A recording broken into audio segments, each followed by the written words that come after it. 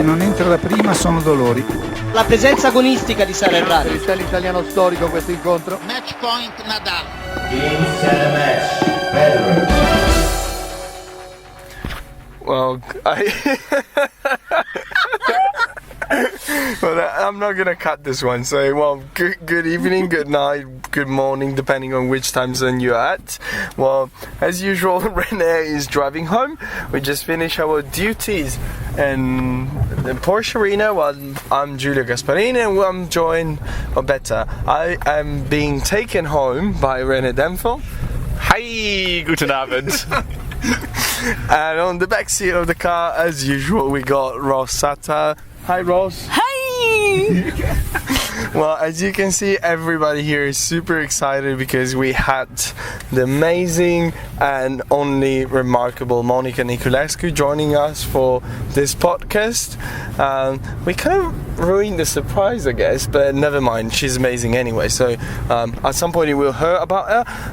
But my mind is not working completely well. Not probably ever as being working well, but not especially late today. Well, first match of the day, so we get it pretty fast. There's no traffic, we're gonna be home soon. So first match of the day, really good quality match. Vinci win against Ekaterina Makarova. Yeah, really tight tussle, really close match. Vinci actually had the chance to kind of close it out in 2 sets, but then she gave it a bit away, but fought really hard, and she seemed really happy with the win. A bit tired at the end, obviously, but really happy. Yeah, and good match, great start to the day. Well, I'm happy, of course. I play a good game today. It was a tough match. Makarova is a great player, difficult player, left-handed. But I think I play good. The court is fast. Faster, yeah, and well, I was set and 3-1, a lot of chance to go 4-2, and then I lost the second set. But the beginning of the third set, I stay focused.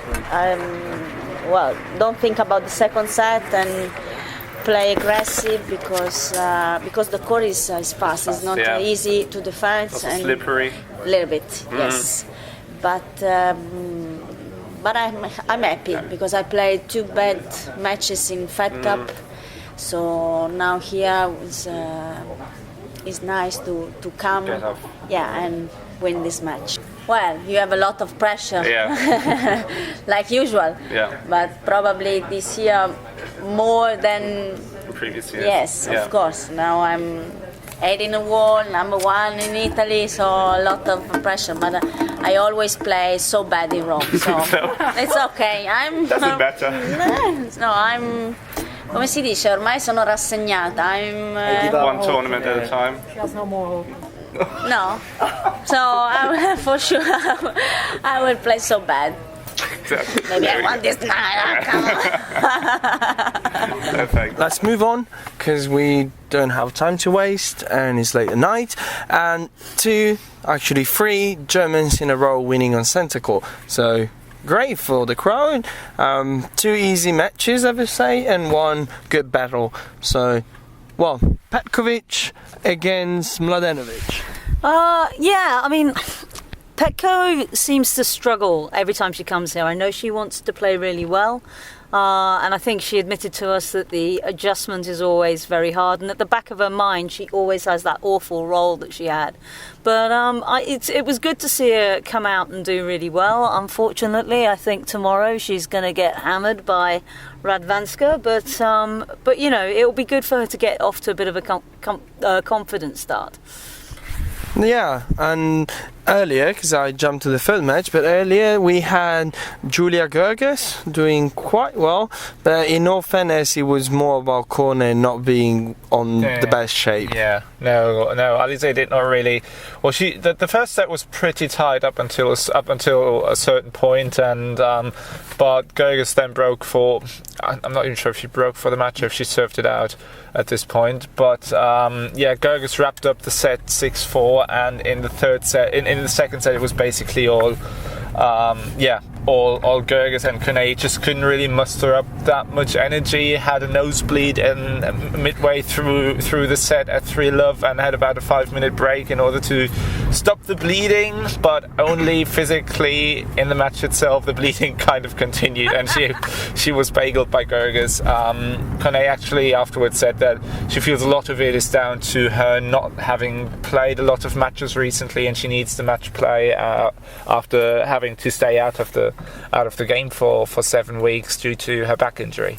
Well, she's also hinted that she might have come back a little bit too early, just because she really was missing the game.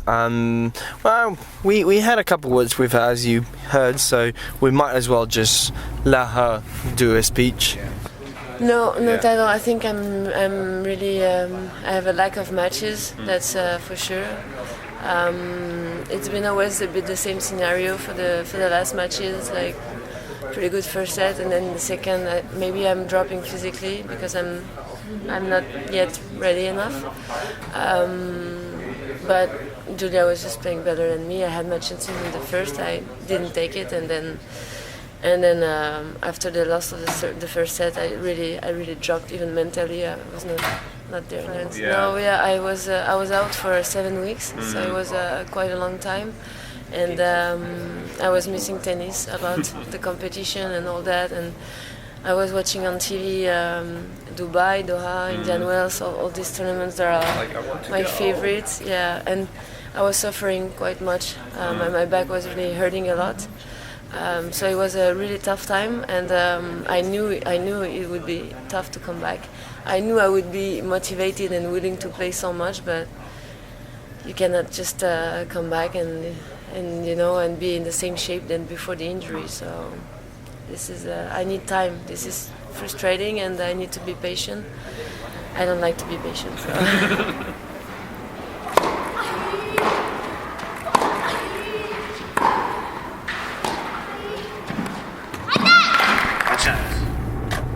And yes, you were all expecting this moment. You heard the sound of a voice just now, and we were graced by the amazing performance of Monica Niculescu today. It was beautifully unorthodox, and Caroline Garcia was. I always find it quite funny what someone, I think it was Ben Rothenberg, actually once said. Well, if there's one player who can make you even worse about yourself than if you're losing already, that's Monica Niculescu. And with Garcia being a fairly straightforward player who's very much aggressive ground strokes, likes rhythm, likes if she's being fed rhythm, struggles a lot against someone like Stritsova, and so Niculescu was just basically clay poison for her with all sorts of wacky spins and drop shots, slices. So yeah, it felt like Garcia never really was able to find her footing, and Niculescu on the other hand, just played really well, served really well. Which is something you don't hear very often, but she really did serve very well, especially the first set was heavy. She hit a couple of sort of like 170, 180 kilometers, and about a year ago she couldn't even hit like 150 kilometers. So who knows where it came from? I mean, Giulio, you actually talked to her about this last year in summer, but she played really well, and she was equally delightful in conversation later on. Yes, she said when I talked to her last year that one day it just happened. So one day you wake up and you serve 30, 35 kilometers per hour more for your serve, but that's Monica Niculescu, and just because she's unique, even in a speech, well, the next couple of minutes would just be her. And how did it feel? I felt very good. Today I think I played very well, and my serve was going very good, and forehand, backhand, and I moved very well and very confident. I think from the matches from Fed Cup I got a bit confident, and it was very good today because the match was not easy. I don't think I played Garcia ever, so I didn't know what to expect. I knew she's gonna hit the ball very hard, so I was ready, and I think I did a good job. Yeah. Yes, I was surprised. I mean, I'm coming from Fed Cup with 7,000 people cheering for me, and then I came. Yeah, but they were nice. I mean, they were saying, "Come on, Monica, every changeover." So I felt very good. Won against Petra in Fed Cup, obviously. Yeah. So does that make you the favorite tomorrow? It was hardcore. It was hardcore, and I had 7,000 people next to me. It's gonna be tough. It's gonna be very tough because I think she won 6-love, 6-love. She did, yes. So that gives you a thought. Yes, when I will take one game, I will be very happy tomorrow. No, like the first game, the match, not one game. Not one game. I was just one game. No. The first game. It's gonna be tough because she has a huge serve and she's hitting very deep and very strong. And if I need to serve like today I serve very good. And if I do that, it's gonna be tough. I have to play my best tennis tomorrow. With Petra, she's top 10 since so many years and won Wimbledon 2 times. So I have to be ready. It's not gonna be easy. I will run a lot. I know it. And I try to, try to control also the game, not let her to do that because she will like to do that, And she will put so much pressure on my serve. So I'm hoping I will serve good, but. Who knows how tomorrow will be? Today was great, but tomorrow you never know. Obviously, we couldn't miss the chance to talk about how that incredible forehand came to happen. I don't know. I mean, I was playing so good in juniors with this slice, and I was winning everything. I was European champion, and and number 4 in ITF, and. I don't know from where. Why change it, right? I know, why change it? I didn't have a coach, to be honest. I was with my sister, and I didn't have a coach, and I don't know. One day I did this shot, and I kept it, so... It won you matches, so Yeah, exactly. So how long are you working with your coach? 11 years. So you are one, or maybe the only one. Me and Medina, I think. Medina also. Garrigues, she has a long-time coach. So what do you think makes so special the relationship you have with your coach compared because to when you find a person and when it was tough moments, because I had tough moments in my career, I wanted, how it is, it's tough. I was 200 and then 230 and then 180, and when I thought I'm gonna be there, I was again 250. So there were tough moments, and he was there. And one time I didn't have money to go to tournaments, and he gave me. So when a good person wants to help you when are bad moments, and he was there next to me, like him and my family. So I know he's the best option for me. And before I didn't like too much my forehand, because I thought everybody is looking at me and it's weird, and I didn't feel so confident, But then he said, listen, it's a weapon. Believe in yourself, believe in this shot, and you'll be a great player. And I think I am. He believed in me, and I think he's the best person for me. On the topic, you all Romanians seem to love playing Fed Cup, playing for your country. Yes. And this year there will be the Olympics. Yeah. Any thoughts about it?